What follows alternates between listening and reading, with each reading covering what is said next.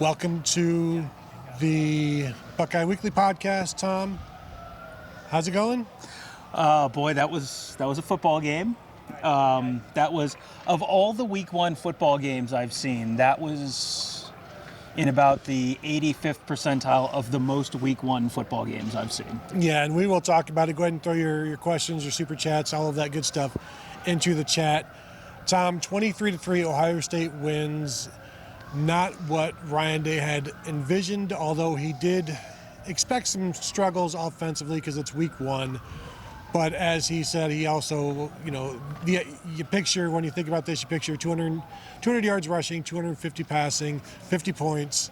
But maybe if they played 8 more quarters, they would have gotten there. But a very, I think he said clunky at times, I would say just disjointed. The play calling was... If I was the head coach, this is where I would say that was Brian Hartline. He was the one calling the plays, but no, it was Ryan Day. And I think a lot of the reason you have trouble getting a rhythm is because the play calling was not special at this point, and the short yardage stuff really killed them today in terms of a 20-point win killing you. They couldn't just stay on the field. Well, I was watching the game, and I flashed back to one of the first times we talked to Justin Fry after he got to Ohio State last year.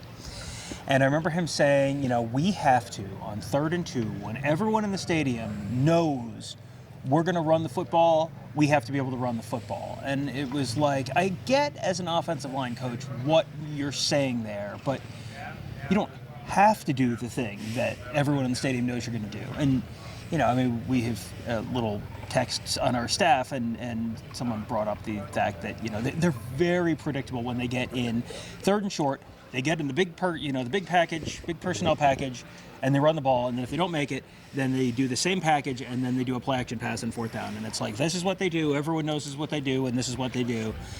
And when everyone knows that's what you're going to do, then it becomes predictable. And there were you have the best wide receiver in college football. You have the best wide receiver maybe in school history.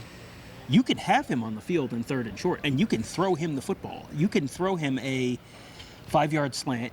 You can throw him a, just a little curl, something like that. That is a thing you were allowed to do on 3rd and short. This just felt like a game where Ryan Day knew they were going to win it. Ryan Day knew this was a game where they were not in any danger, and it was like, we're gonna work on some stuff. We're gonna, we don't need to take out all of our bag of tricks here. We're gonna do, the old story about Milton Berle. You're going to pull out just enough to win. That was what this kind of felt like. Like we're gonna prove whether we can do this or not. And there were a bunch of times when they couldn't do it, which is the whole. I think people might be concerned about the wrong thing there. Yeah, and for those of watching on the stream, watching Ryan Day, he pretty much said, you just didn't want to do anything to lose the game. Basically, at some point, you didn't want to get too aggressive and screw some stuff up. I think that also speaks to the where the confidence in the quarterbacks is right now, because they were a little conservative. I do think they drew up some shots in the first half, but the pass protection was not there. Right. The left side was having some issues, so they did draw some stuff up, at least from my eyes up there, but Kyle McCord didn't have time. Do you remember back, I think it was at Media Days, Ryan Day says, what we don't want to have happen when talking about forcing the ball to Marvin Harrison, he's like, but we know they're going to defend him in certain ways, but what you don't want to have happen is you look at the stat sheet after the game, and he's only got 2 catches. He had 2 catches today. He had 8 targets. He did, and he had, the one in the end zone that should have been a touchdown, except he stepped out of bounds. He had a couple where they got pass interference calls. So, the 2 catches for him is like, 2 with a little bit of an asterisk. If you're targeting him 8 times, that's okay, and because it's 2 catches for 18 yards or 16 yards or whatever it was, but also you got another 2 for 15 yards on pass interference penalties. So really, okay, now you're up to 4 for 45, and it's not quite so bad. But you would like to see him get the ball a little bit more. Well, and I asked Kyle, we spoke with Kyle McCord afterwards, where was the disconnect? And he said a few of those were just bad throws, and you could see that some out routes that just weren't there. The one where he went up and got kind of undercut and got hurt, that was it was a bad throw. There was one that was essentially in the same spot later in the game where it was an out route and he threw it 2 yards too far out I mean, you're gonna have some of those misses. Yeah, his first completion to him was low, so he was a little wild. A little wild at times. He finished 20 for 33 for 239 yards, no touchdowns, 1 interception. That's a 61% completion percentage. The interception happened on 4th down. Ryan Day's like, I'm not going to blame him for that. The play got blown up. That was going to go to Chip. You saw him get blown up and taken out of a play. So you're trying to create a play. And what Ryan Day said, what you don't want to have happen is obviously for Indiana to take that interception all the way back. But you throw an interception on 4th down. I would rather a quarterback throw an interception than take a sack. Yeah. Super chat, Mike Smith. Chip might be the best player in this team. He lined up in 4 different positions today and ran well. The amount of help they had to give Simmons is concerning. Yeah, I thought there were a couple things that I felt a little misled by from the coaching staff during the last few weeks. I don't think they really feel as good about the offensive line as we have been led to believe. And also, I'm not so sure that Chip Trayanum is the 3rd best running back on this team. Watching him, he was decidedly faster and quicker through the first half, and there's some point in there where he had like 4 carries for 44 yards, and I'm thinking, is he Ohio State's 1,200-yard rusher this year? Because he looked fast, decisive, and I don't think he's there yet as a blocking fullback. That was not an outstanding day, I don't think, in terms of violence that you'd expect there. But I did like all of the different fullbacks that they, Chip was there, G. Scott kind of did some stuff there, but I like the two backs they had. They did it with Trey and Mayan. They did it with or Mayan and Chip, and then Trey and Chip. So you got some stuff there, but I don't think Chip Trayanum did anything to hurt his cause or lower his snaps.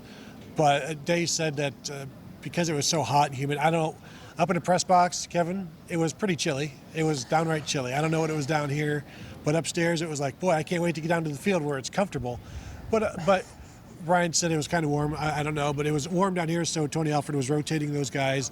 I think that's, when you're doing that, it is what it is, but I think that may also play into the rhythm thing. But I'm with you. The offensive line, when they're running out there with 3 tight ends to kind of help that power stuff, and it's not necessarily working. They were 1 for 4 on 3rd and 4th down, short yardage, 3 or less. And that was the first one that Travion went for like 19. And they didn't have any situations in the second half like that. But overall, they were 2 of 7 on 3rd and 4th and short for the game. And like I said, 4 of those they were trying to run. 1 of them they got it correct. Kevin? Super chat. Mike Farino, this was just a bad game offensively, but at various points we saw all the pieces to be a great one, if not an elite one. Just need to put it all together at once.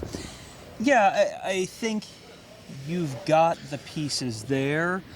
I think I'm now back to being a little more concerned about the offensive line than I was 2 weeks ago, because we got to see them very little during fall camp. And it was okay when we got to see it, but that was very early in fall camp. And then they had the same line all fall camp, and they were talking about the fact they were feeling pretty good about things. So we're like, okay, I guess they're feeling pretty good about things.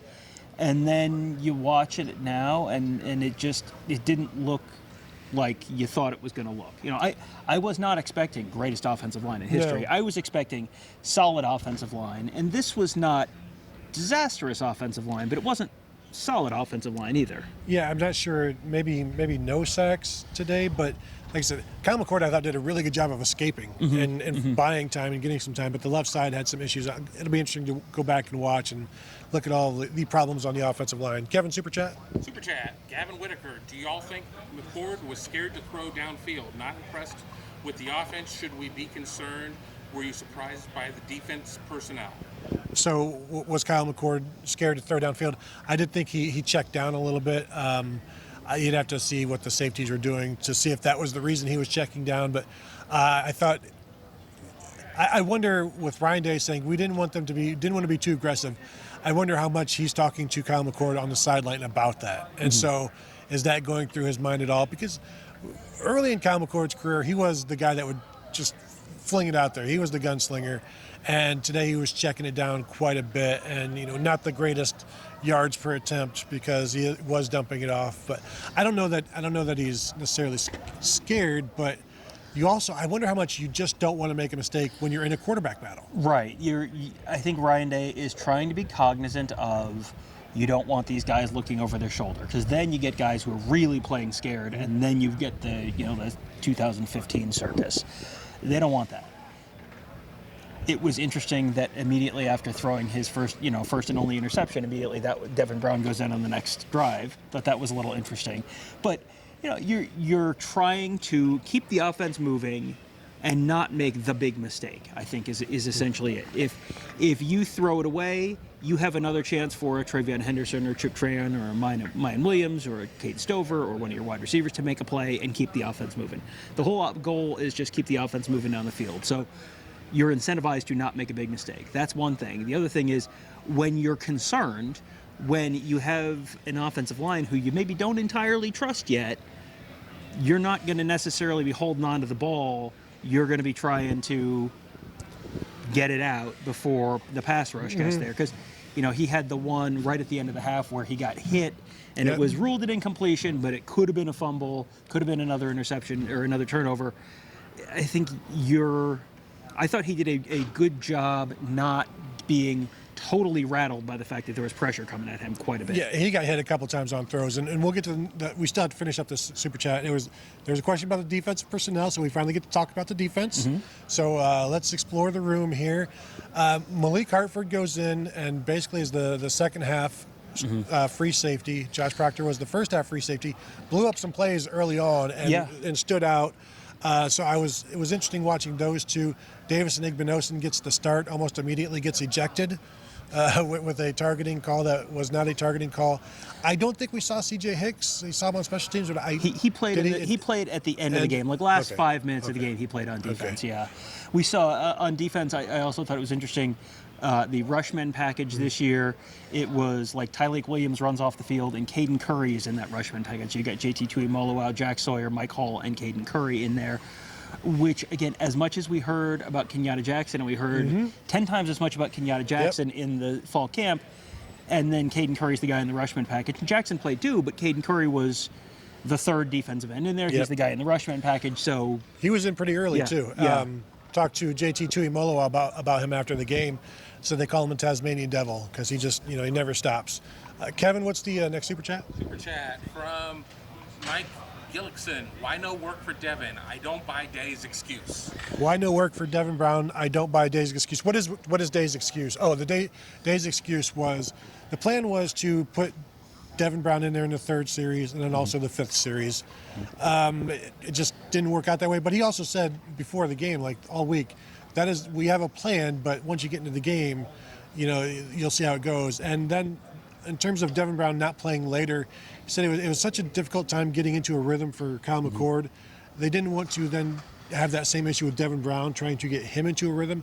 I think what we saw today is that Kyle McCord is definitively the starting quarterback at Ohio State, and Devin Brown is the backup. Yeah, I think they are really trying to not have Kyle McCord looking over his shoulder. They went through spring ball. They went through fall camp. Kyle McCord won the job. I know there's all this stuff out there about, well, secretly he didn't actually win the job. But guess what? What you saw on the field was he won the job. This is not, can I say QB Anon out loud? This is not QB Anon. This is not like secretly JFK Jr. is Ohio State's backup quarterback. Kyle McCord is Ohio State's starting quarterback. They want to give Kyle McCord a chance. Kyle McCord has won the job. They want to give Kyle McCord a chance to play without looking over his shoulder and having to constantly be worried about whether he's going to get yanked off the field. Devin Brown came in one drive in the first half. They ran the ball 3 times, including history's most predictable quarterback run with your running quarterback on third down. And then they threw it 3 times in the final drive for -2 yards, and that was it. And so, I mean, I don't think we saw anything from Devin Brown that was like, this definitely should be the guy. I know there are people who have absolutely made up their mind that this is this should be the guy, but I don't think we saw anything that makes me think this should be the guy. I think you saw enough from Kyle McCord that I thought, who this reminds me a lot of? Early 2021 C.J. Stroud. Remember when C.J. Stroud was terrible and everyone hated him and everyone wanted Kyle McCord to play? Guess what? There's a new C.J. Stroud. It's Kyle McCord. I do think they obviously want to see him more, need to see him more if he's actually going to be continuing to compete. Kevin. Super chat, Ryan Dawes. just sticking with the defensive theme, how did you guys feel about the defense? I know they played Indiana with 2 quarterbacks. Well, and defensively, they should have had a good game because Indiana's offense is bad. Now, Indiana coming out and running the triple option was not necessarily something they expected, but you saw them adjust to it almost immediately. You see Tommy Eichenberg out there signaling plays, and they'd get into the split backs, and Tommy would be like, here comes the pitch, get ready. And so I thought they did really well. Josh Proctor had some nice plays, as we mentioned. Overall, JT Tuimoloau said they obviously didn't want to give up that field goal, but anytime you keep a team from scoring a touchdown, you love it. I thought they were really, really solid. And what is if you're looking at it now, the longest play that they gave up in this game? Somewhere maybe a low 20s? There was a 19-yard reception, a 16-yard reception, and an 11-yard run were the longest plays. You're going to win with that. So, well, yes. Do we want to talk about the opening kickoff, or are you not emotionally ready to talk about the opening kickoff yet? Let's get to another super chat before Tony has to. Oh, is that another one of your bold predictions? Before Tony says something regrettable. I wasn't even thinking about that. It's a dumb contest. One of our resident Michigan fans, Brian Legere, this might be the worst OSU team since 2011. This might be the worst OSU team since 2011. Go ahead and cut that as you just have me saying that all over Twitter. Yeah. I was repeating a question. No, well, I mean, this the kombucha girl. I mean, no, I don't think so. It might be, but I don't really think so. It's week one. Yeah. It's week one. Let me say again, it's week one. Well, as I tweeted, Tom, they'll have everything fixed next week. Well, against Youngstown State. They're not going to have everything fixed against Youngstown State, but I mean, it's the third quarter right now in Athens, and Georgia is currently dominating UT Martin 17-0 at home against an FCS team. 7-0 late in the second quarter on that one. It's week one. Yeah. That name again is week one. It's week one. This is what week one looks like a lot. I think Ohio State probably played a better opponent than Michigan did in week one. Michigan didn't cover. Yeah, I mean, it's week one. Yeah. It's week one. That's what week one looks like when you're replacing 3/5 of your offensive line and your quarterback and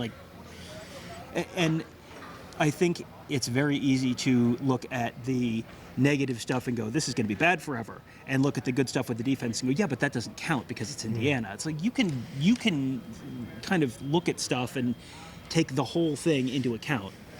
The offense was not great. The offense has issues. The offense is going to have to get some stuff straightened out. I suspect that Ohio State's offense is going to look substantially better in week 7 than it did in week 1. I suspect that Ohio State's defense has a decent chance to look pretty good in week 7 as they did in week 1. Yeah. So week 1. Say it again. I would strongly, 30-something years of watching college football has led me to strongly advise you to not draw too many firm season-ending conclusions from week 1. Yep. Kevin. Super chat from FDR is great. Do you think that Day could regret picking McCord over J.J. McCarthy or Drew Aller at the end of this season? Could Ryan Day regret choosing Kyle McCord over J.J. McCarthy? And you also threw Drew Aller in there. He didn't choose Kyle McCord over Drew Aller. He chose Quinn Ewers over Drew Aller, and then Quinn Ewers chose Texas over Ohio State, and Drew Aller was already part of Penn State's plan. So that's not even, really part of the argument. They did try to get back in on Drew Aller, but why would you go after him when you already have Quinn Ewers? Not that Quinn Ewers is the end all be all, but he was their quarterback for that class. So in terms of choosing Kyle McCord over J.J. McCarthy, that is, J.J. McCarthy was really, really good today. Did fumble inside the 5-yard line trying to take it in, but you have to. You can't really compare them at this point in terms of what would Kyle McCord do at Michigan? What would J.J. McCarthy have done at Ohio State? That's kind of how you have to look at it, because J.J. McCarthy wouldn't be playing until this year if he had if Ryan Day had chosen him. Yeah, I had not looked at the Michigan ECU score, and the last time I saw it, it was in the first quarter or something, and then I came down and was just running around the whole time. So I had not seen the score. Boy, what an incredibly different result that was from what Ohio State had. 7 extra points on offense and 0 more points on defense at home against a non-Power 5 conference team. Boy, yeah. Do you think they'll just cancel the rest of the season, or give it? Well, J.J. McCarthy has wrapped up that September Heisman on the second day of the month, so congrats to him. Kevin. Super chat, Mike Smith. The defensive line didn't have the stats to show how dominant we are told they are. Is that an issue or more of just playing not to over-pursue with what Indiana was doing? So the defensive line didn't have the stats that really demonstrated how dominant the defense was as a whole. And, Tom, remember a couple of weeks ago we talked to the defensive line, and it was about not caring about stats, not caring about who gets what. You just want to be one unit. You do your 1/11th, and if nobody gets a sack but you get off the field, that's exactly what everybody wants. And it's kind of what we saw today, that they got off the field. They had some tackles for loss, but not a lot of pass attempts to sack a quarterback with, but they did exactly what they set out to do, and they performed as a unit. And the result of that is 3 points and like 150 total yards, 154 total yards. So they did exactly what they wanted to do and what they needed to do, and now replicate it.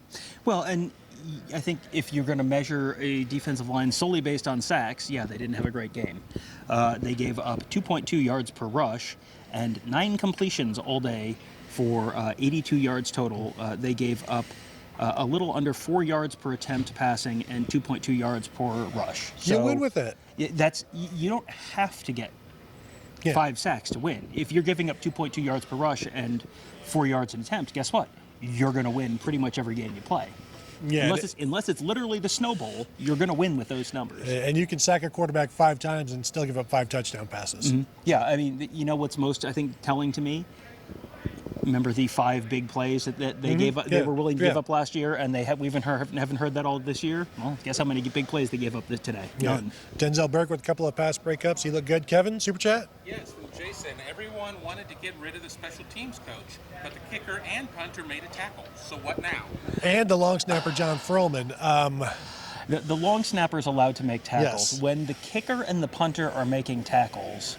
To be fair, one of those tackles was taken away because of block in the back. There was a block in the back on one. There might have been a hold. I think there were a couple penalties on special teams. So, there's a little bit of an asterisk there. But yeah, boy, it was like concerning. It was like, boy, there's a little bit too much running. I have a terrible angle on this stuff. Like I'm down in the end zone, and guys are catching the ball and running away from me, and it's just kind of how far they run. I've just kind of have a clock in my head, like, well, that's probably about 5 yards or 10 yards or so because he's been running for a couple seconds.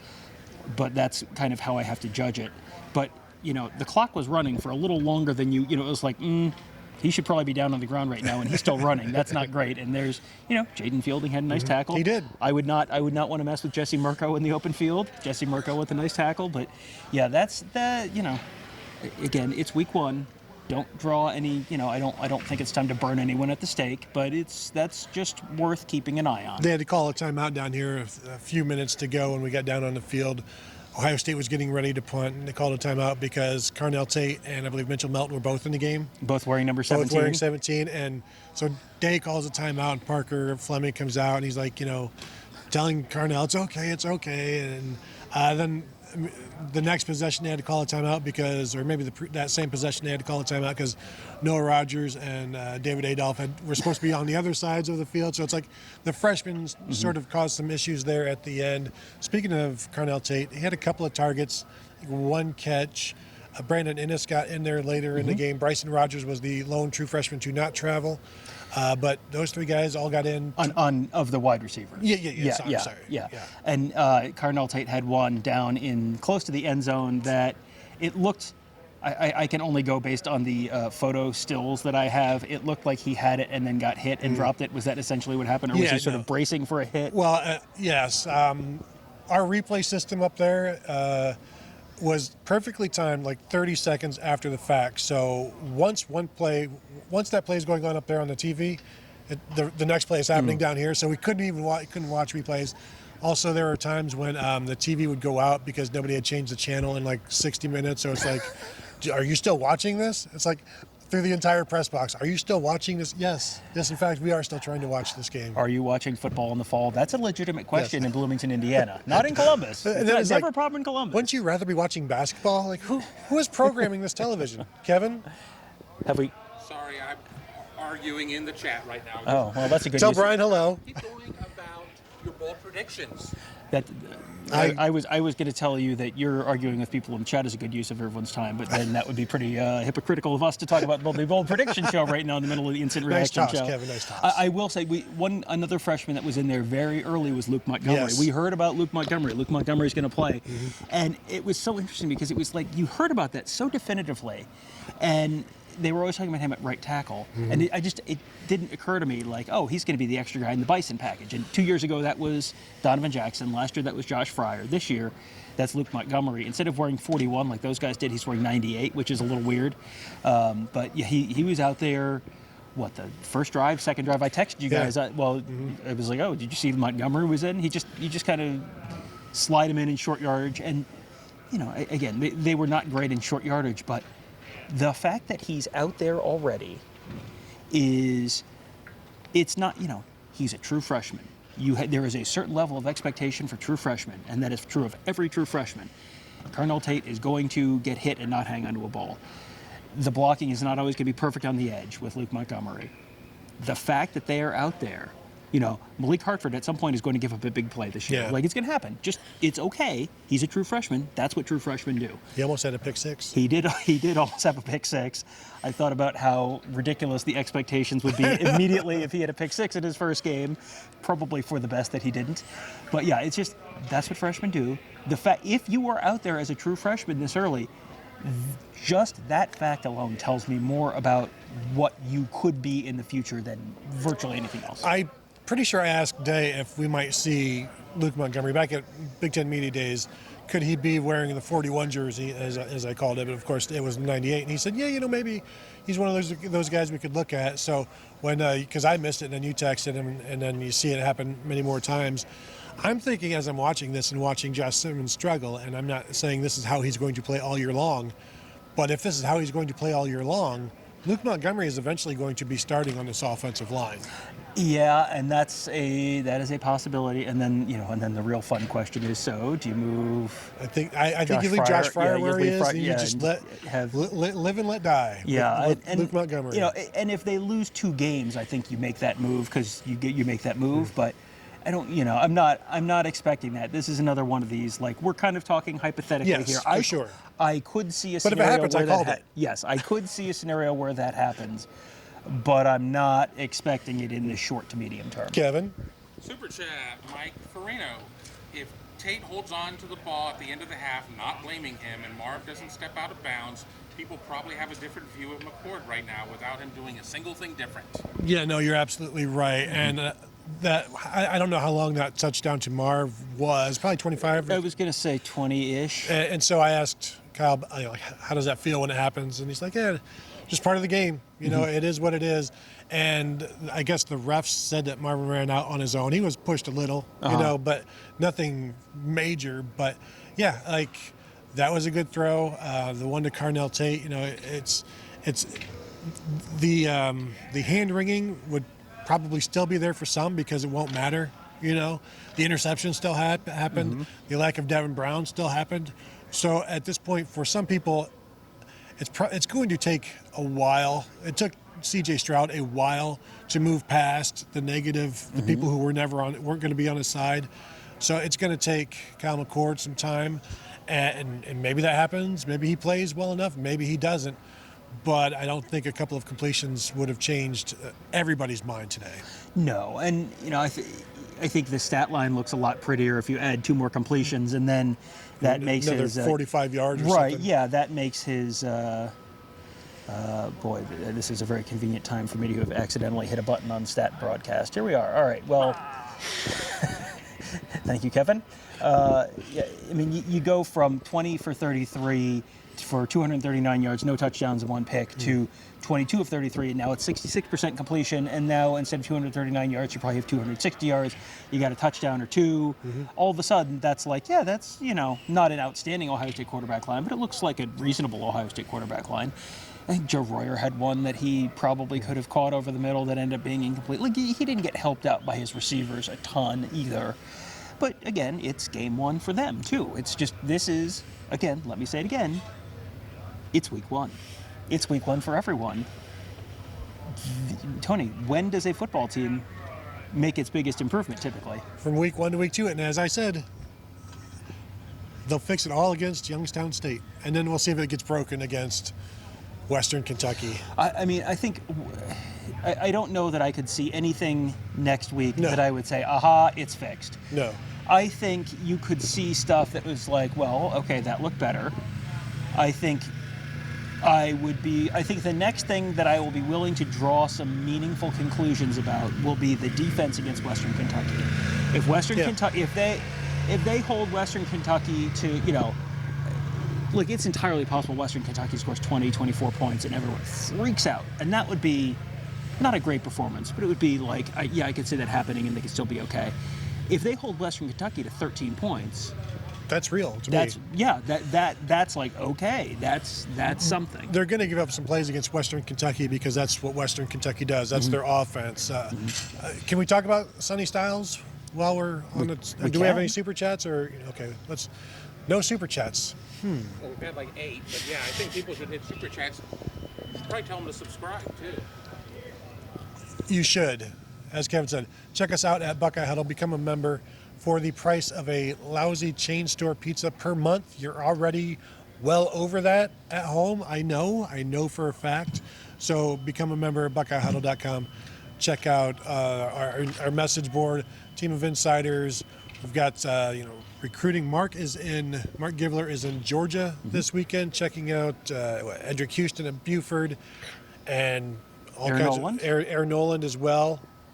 And Dylan Raiola. KJ Bolden, Dylan Raiola, yes. I have already, I have already got the, who won the 2024 quarterback battle, Dylan Raiola versus Aaron Nolan, because Mark's seeing them both this week. Former Ohio State commit, current Ohio State commit, yes. That's. Have you already recorded it or just the title? No, you just got the title. I just have the title in my head, and I'm just mentally preparing myself for the barking Georgia fans in the comments. It's gonna be great. Like and subscribe. That's all I gotta say. So yeah, also check us out here at. Go ahead and like this video, this stream while you're watching it now. Subscribe if you haven't. Hit that bell to be notified when we go live, because this is the time of year when we are going live a lot. So Sonny Styles, Tom, opened up at nickel. I wonder what his snap count was. Indiana had maybe like 54, 56 plays, and he was probably out there for like the first 42 of the first 44 or so. He did come off one time when Cam Martinez came in on a 3rd and long early on, but he was out there and he had a tackle and a half for loss. So I hit one of my bold predictions of 2 impact plays for Sonny Styles, but we also did warn people, like, he may not even be involved in plays, and he's still going to be part of that defense, and he's the kind of guy that you can really use covering ground against the triple option.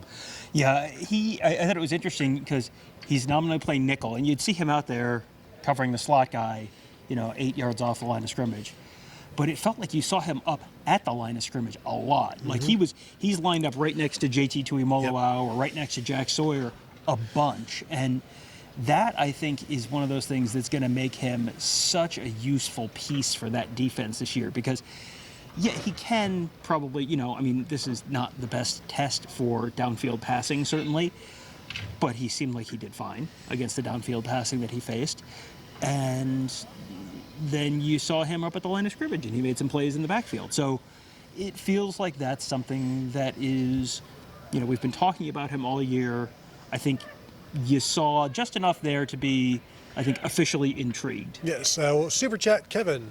Yeah, we got several in the queue right now. Mike Carino, there's a Michigan fan in the comments calling out OSU fans for making too much of Week 1. That should be the end of the discussion. So there's a Michigan fan in the comments saying that Ohio State fans are making too much of Week 1.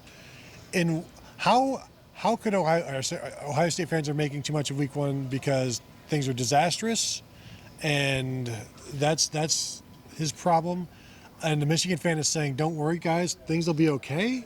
Is this the kind of world that we want to live in? We are through the looking glass here, people. It is, but it's right. He's right. It's you said it, Tom. If I've said it once in the show, I've said it 10 times. It is literally Week 1, and I thought you were going to say the Michigan fan is correct. Oh well, if I've said that once, I've said it once. Now it's twice. Yeah, it is. you have to be patient. This is the week that gets everyone old takes exposed. Like, this is the week that you go back to, the week 3 or, week 1, week 2, week 3 of the 2021 season. And CJ Stroud is airmailing guys and just looks a little rattled. And then, by the end of the year, he's dropping the ball right in the breadbasket for Jackson Smith-Njigba and breaking every Rose Bowl passing record there is in literally the same season. And you look back at the stuff from September and go, why do people overreact to week 1? But it happens every year, and it happens again. It happened again today. It's fine. It's week 1. It's okay. It's week 1. Well, people overreact to the spring game. They're sure as hell going to overreact to week 1. Kevin. Mike Smith with the super chat. It is indeed week 1. Had McCord cut to the right instead of the left, he would have had a rushing touchdown, and everyone would be ecstatic. We know more week 5. Yeah, that looked especially bad. Kyle McCord's run where he towards the end zone when he should have cut right looked especially bad on replay. It looked bad initially. I was thinking, well, maybe he just didn't see the tackler because he's on the blocker was in the way and he just went the wrong way. But yeah, he could see him, and I don't know that he really gave a great answer or was even asked about that, other than it is what it is, being a go-to answer.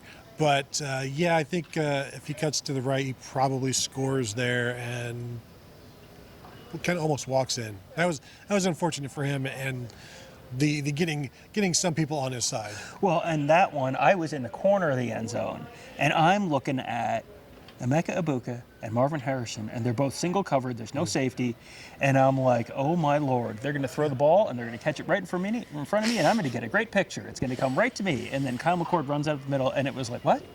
But they had the, you had the. So, what I was shocked by was they had single coverage outside on 2 guys to the field side, and apparently also the middle was open. So it was like someone triple covered on the boundary side. Yeah, usually that's going to be like a double post or a double slant, and you go to the guy who's open. I would chalk that up to bad play calling, but if he reads the block right, it's a good play call. So, it's a bad play call because it didn't work. Well, what are you new here? This isn't a surprise. And if you've got these 2 guys out wide, and, I think you may have said it earlier, you've got Marvin Harrison, just use him, but and I guess they tried, but they were unsuccessful. Kevin. Super chat from Jason. If you drank every time the offensive line blocked the linebacker, you're the designated driver. That's why Mayan and Chip look better than Trey. They break tackles. Well, Travion Henderson, he got blown up a couple of times running some stretch where this is offensive line. I don't think they're ready for that because he didn't even have a chance to plant his foot and cut upfield. And so, yeah, the other guys looked better in that. Mayan, Mayan didn't. Mayan was the old Chris Carter. All he does is score touchdowns. Yeah. Like he had 7 carries for 23 yards or something like that, but scored both touchdowns on offense. So a huge day for Mayan Williams, I guess. Yeah. Kevin. Super chat from Michael. Why does Tony have a purple neck badge and Tom has a red neck badge? Inquiring minds want to know. Because one of us gets to sit in the press box. Tony, that's purple. That's purple because he's turning blue because he's so cold from the cold. It was cold. Chilly air conditioning. It was up chilly. there. We were right underneath the air conditioner. This used to be red, but it turned purple. And mine is red because it's a photo pass. Because I was down on the field, and all the photographers looked like they were the color of cherry tomatoes down on the field because it was. I took a picture of a thermometer that was not sitting out in the sun. It was just sitting on the track next to the field, kind of in the shade, and it was like 108 degrees or something like that on the field before the game. And then it got warmer. So, and then they didn't have any water in the photo workroom until after about the first quarter. So, oh really? The post game show is brought to you by the gallon of water I better drink when we get in the car. Did they have food down here for you? They did. They had some delightful chicken casserole. Subs. They had They had delightful subs, and they had insomnia cookies. Was it Jersey Mike's? It was just some local place. Well, it doesn't matter. The toilets wouldn't flush upstairs. Yes, there's a toilet flushing issue upstairs. They stopped flushing for about 3 quarters. Hey, listen, it's week 1 for everyone, right? So, including the plumbing. Kevin. David Greenshield. Does Day have something against Dallin Hayden? Does Day have something against Dallin Hayden? He said after, No, they want to get him in there more, but it's Tony Alford who makes the call on who plays in terms of his running backs. And Ryan Day, I don't think he likes this clock rule at all because he said the game just flies by. He said it seemed like an awful lot of time. Him and Brian Hartline are just on the sideline talking during commercials because there are so many. But the game just continues to move. I think they had, 62 or 63 plays, which isn't unusual for what they've done in the past, but that's when they're running the fourth quarter out and just eliminating plays in that quarter. This one, I wonder if they're going to start grasping and trying to get more plays out of this because it was Minnesota and Nebraska. The first quarter on Thursday night took 21 minutes. Which is ridiculous. I don't know about if this is true for you, but for me, the second quarter today, it started. And you've gone to enough football games that you kind of in your head have like, okay, it's probably about, 9.5, 10 minutes left. And I looked up and it was like 5:32 left in the clock. It was like, what? What happened? How did we like blow through the whole second quarter and like nothing has happened yet? And I think the game lasts as long on TV is still 3.5 and change, but the game, boom, boom, boom. I mean, Day doesn't. You could tell just as an offensive aggressive guy, who is we'd love to have 80 plays a game. Good luck finding 80 plays in this kind of clock. And I don't know.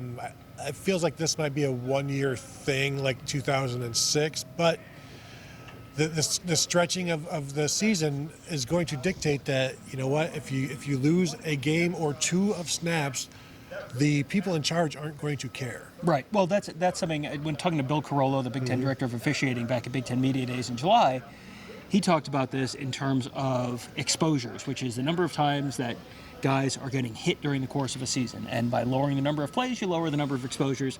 You take 6-8 plays out of a game, multiply that times 12, that's basically one fewer game during the course of the regular season. And that's a significant number of snaps, and that's a significant number of exposures. And then if you want to add a playoff game, hypothetically, Tony, if you wanted to add a playoff game and play potentially, as many as 16 games next year, well, then you're kind of shrinking that number. I really don't like it. But this is, all the folks who love all the money that the Big Ten is getting from CBS and NBC and Fox. I think we need to have the birds and the bees talk about where little TV money comes from. And sometimes when two commercials really love each other, they pay a school money to televise their football games, and then the head coach gets more money, and everyone lives happily ever after. It is interesting. They've gone to the NFL clock rules, but it still takes 30 more minutes to play a college game, and it's 30 minutes of commercials, I'm guessing. Well, it's a lot of commercials, but it's also a halftime is longer in college. Now, as someone who has to run in and try and edit pictures at halftime doesn't feel nearly long enough. Halftime should be longer, but that's just me. Nobody cares, Tom. Yeah. I do. That's one of the differences for sure between those two. Kevin? Yeah, super chat from Jordan Kapler, so we know where this one's going. All right. Strongly agree. Everyone had fun, except for Kevin. Yeah. Thank you, Jordan. That's all you can really hope for. And no, Kevin, we're going to spend some time on this one. Let's really explore the room here. And my own super chat. The defense definitely had fun. You could see that in their faces. The offense, I think the great thing for Ryan Day and his guys is they know that there are not necessarily issues, but fixes that need to be fixed. And so they're not just going to, there are no concerns. We like if you put up 63 points against Indiana, you may think you have it made, but there's plenty of film to prove otherwise here. Yeah, and this is how many times over the years have you heard a college coach, not necessarily an Ohio State college coach, but a college coach say, the best kind of week one game is one where you win, but you have a lot of stuff to teach off of. Well, they've got a lot of stuff to teach off of, and they got to win. So, I think Ohio State fans are not real happy with it. I don't know that Ryan Day is thrilled with how everything went, but it is a Big Ten win.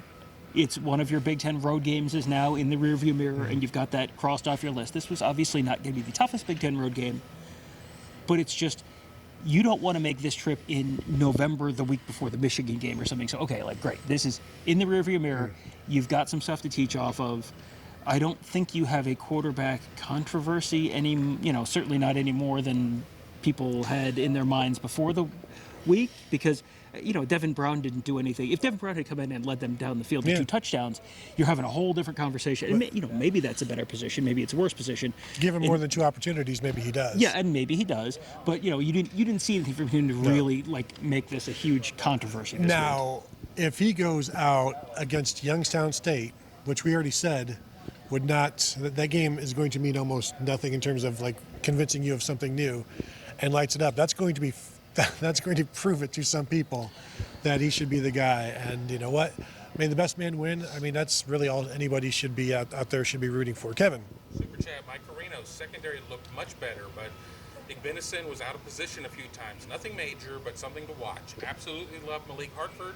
Has to be a starter going forward. Yeah, Davison Igbenison out of position a couple of times. He still played pretty well, but he gave up a couple of catches, some off coverage, and just taking a bad step. He also had how corners are very effusive in their reactions, and the quarterback sails the ball 10 feet over the receiver's head in the corner, and this is like every corner, like big signal, incomplete, like, yeah, okay, you had a lot to do with that. He had like one of the more pass interferences, and then got up and was just shocked to find a penalty flag in this establishment. It was like, I saw it, and my dude, like, you got there notably early and didn't just like graze against him like that. It was pass interference. There was one drive where it looked like they were kind of going after him a little bit, but on the whole, They did what you're supposed to do against a team that has a bad passing offense. They made the bad passing offense look like a bad passing offense. I was surprised he played as much as he did he started over Jordan Hancock. They did some rotating in there, but I was surprised he was out there as much as he was. Malik Hartford, I said it a while back, I think he's going to start a game at some point, and at some point, I don't know if it's going to be next week, because you don't want to. That would be 3 seasons in a row. You start Josh Proctor in week 1, and then he doesn't start in week 2. But that dude, I'm fascinated to see what he does against Western Kentucky, because if he can hold up against that would give you that he might be starting against Notre Dame at that point. Yeah, I think that's a keep an eye on it situation. I don't think you're necessarily seeing a big jump. Did Jahad Carter play? I didn't see him. I didn't see him either, and he was. He was the number 2 strong safety in pregame. Okay, yeah. But then Lathan Ransom played almost all of that game. Yeah, it was. I think they had talked about him at adjuster pretty much all fall, and it sounded like that was still kind of an open competition. And then I was a little surprised to see Josh Proctor out there first, and then I was real surprised to see Malik Hartford out there second, because I was thinking we might see Jahad Carter first and so was I. Malik Hartford second. But yeah, Kevin. Tweet from another Michigan fan, but friend of the show, Antoine Johnson. 1980s football. Did y'all take Iowa's offensive coordinator? Well, this is a Michigan fan coming in and saying Ohio State's talking about Ohio State's 1980s offense, and did they take an Iowa offensive coordinator? Has Michigan scored more points since we started broadcasting? Michigan scored 30 points today. What about man ball? What about Michigan man ball and the Harbaugh way? And Tom, speaking of Michigan, you may not have seen this. Did you see the tribute to Jim Harbaugh that the Michigan team put out there? I sure did. R.I.P. to a real one. Mourn you till we join you.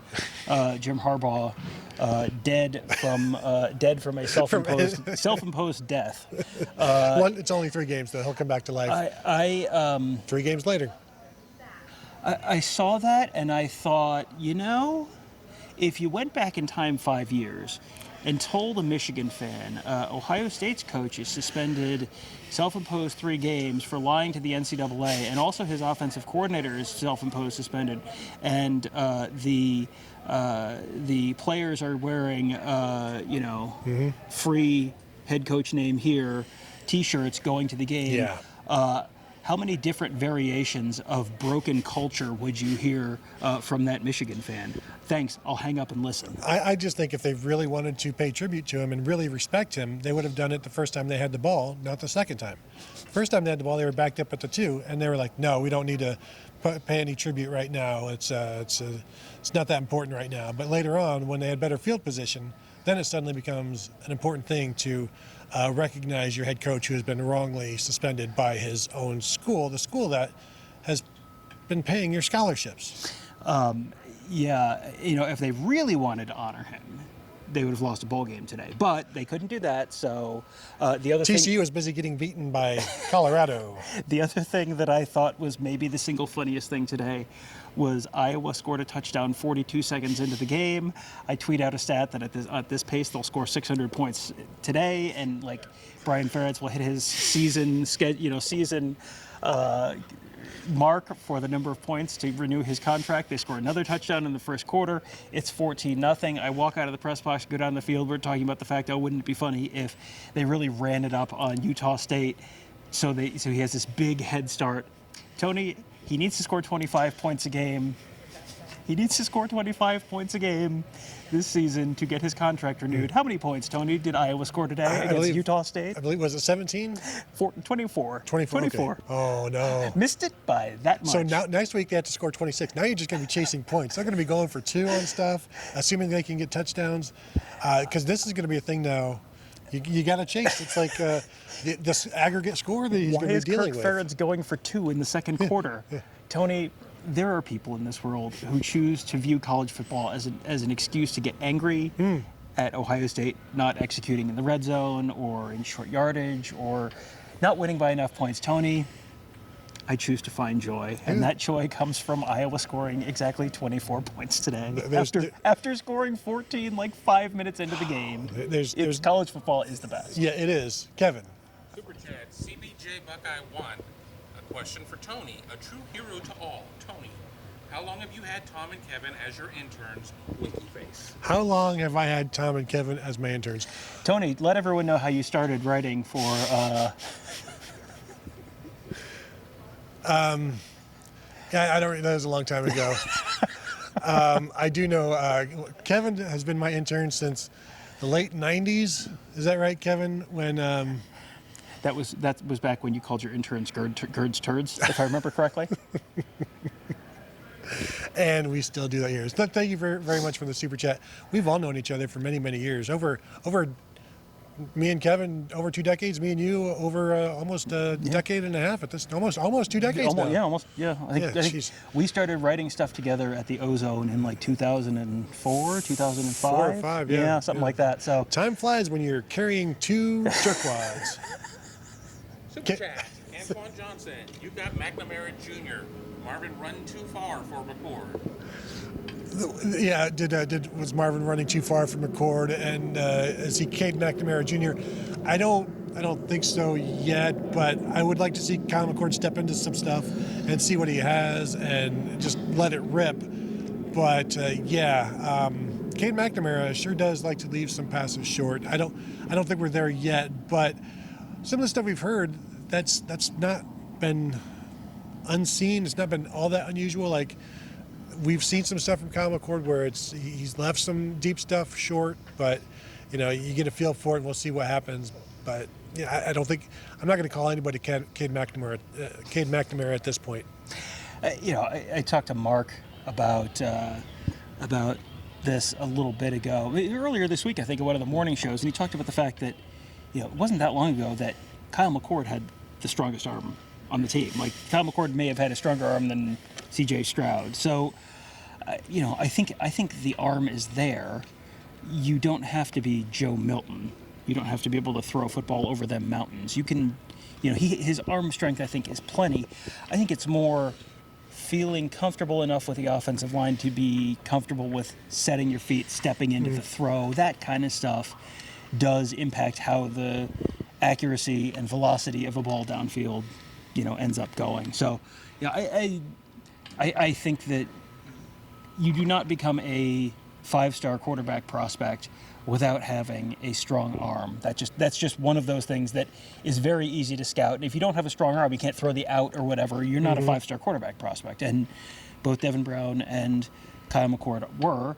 Cade McNamara was a low 4-star, if I remember correctly. I mean, like, not J.J. McCarthy was much more in that realm of recruiting than Cade McNamara. I'm just going to do this on the fly and see what J.J. McCarthy's passing line was against Indiana last year. Yeah, and you know what? I was thinking about that because I was watching Ohio State kind of just slog through at Indiana, and I thought, boy, last year that was the game where Mike Hart had the health thing on the sideline, so we have made a real point to not talk about that as, well, look at what a crap performance that was. But they didn't look good that day, and they didn't look great before that happened.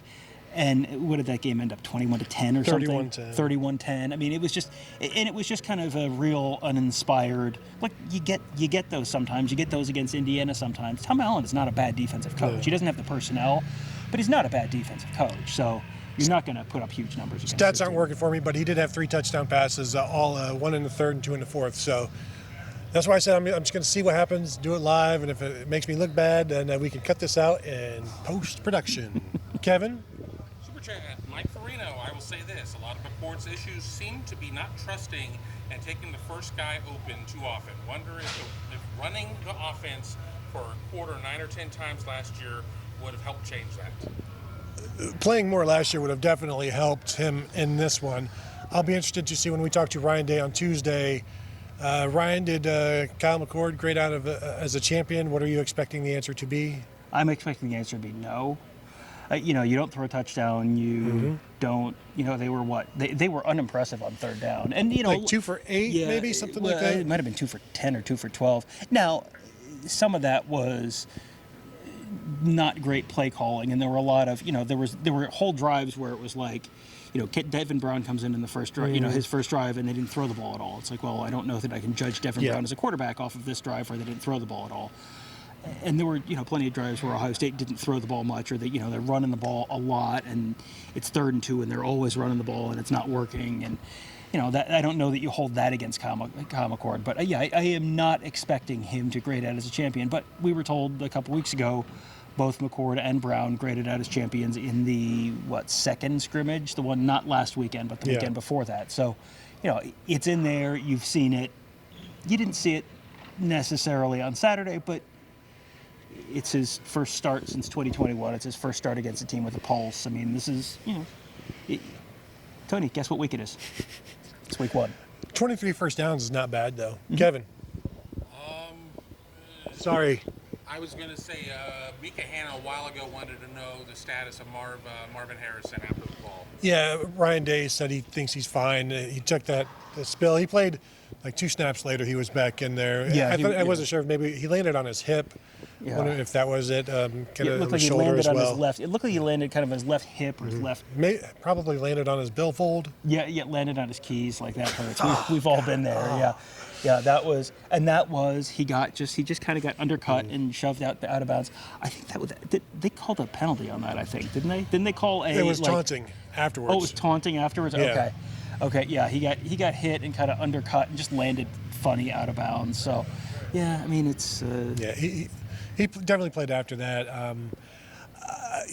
They might try to start force feeding that a little bit next week, but again, how much are they going to? You don't need Marvin Harrison to play past the second drive of the second quarter next week against Youngstown State. Go get Marvin Harrison 80 yards and a touchdown in the first quarter, which you can do whatever just do it. You could make it rain out there. You can do whatever you want. It's Youngstown State. Go get Marvin Harrison 80 yards and a touchdown, and then play some of the other guys. Kevin, good? Are you good, Tom? Anything else? We've gone about an hour. Okay. Yeah, I think we've covered all the stuff that I had. We've talked about all the young guys who played. Hero Canoe coming in towards the end. I think he had a sack. Taiwan Malone. There were some of the. I don't know that Caden McDonald traveled. He did not travel. Yeah, I did not. I was just trying to think about young freshmen. Will Smith was on the injured list. He wasn't here. Arvell Reese was the only freshman defensive lineman to travel. I did not see him. He may have played special teams. I didn't see him on. He played a bunch of special teams. He had at least 1 or 2. He had, I think, one tackle on special teams, and I think he had one where whoever he was, you remember Taraja Mitchell in the, Rose Bowl, maybe, where he was just covering a kick and just blew up whoever it was. Like, I think he had one of those. That does not surprise me. No. I'll be interested to go back and watch that, watch, obviously, Josh Simmons, check out how many different spots and what Sonny Styles, the impact he had. So we'll be doing our rewatch show early in the week. Is that a Tuesday show? Let's just get through tonight. All right. Very well. I want to thank you all for joining us here. So we do appreciate that, stopping by with us. And again, check us out at BuckeyeHuddle.com. Please become a member. Say hello to us there. That is a great way to support us and this show and everything we do. So thank you all for tuning in, and we'll talk to you guys later.